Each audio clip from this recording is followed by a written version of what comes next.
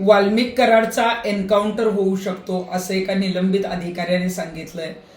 ते अधिकारी किती खरं बोलतात की खोटं हे माहीत नाही, परंतु वाल्मिक कराडचा एन्काउंटर किंवा खून होऊ शकतो याची भीती मी आधी व्यक्त केलेली होती. आणि आता सुद्धा मोठमोठे जे मोहरे आहेत ते वाल्मिक कराड नाव घेऊ शकतो. अनेकांचं राजकीय करिअर जे आहे ते त्याच्यामध्ये उद्ध्वस्त होऊ शकतं. म्हणून जे आहे ते त्याच्या जवळीलच टीम जी आहे ती त्याचा एन्काउंटर करण्याची सुपारी देऊ शकते. आणि त्याला स्लीप ॲपनिया नावाचा आजार असल्यामुळं तो जोपर्यंत बीड जिल्हा कारागृहात आहे तिथं त्याला जशी VIP वागणूक मिळते तसंच स्लीप ॲपनिया नावाच्या आजाराखाली, कारण स्लीप ॲपनिया आजारामध्ये श्वास घ्यायचा माणूस विसरतो, त्याचं मशीन काढून घेतलं जाऊ शकतं आणि कोठडीमध्ये तो मृत अवस्थेत आढळला अशा पद्धतीची पोलीस घोषणा करू शकतात.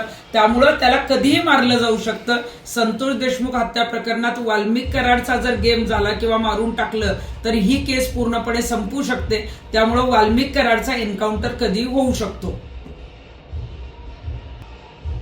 तसंच रणजित कासले यांचं जर म्हणणं खरं असेल तर त्यांना कुणी एन्काउंटरची सुपारी दिली, कधी दिली आणि त्यावेळेला त्यांनी वरिष्ठांना का सांगितलं नाही याची चौकशी होणं गरजेचं आहे.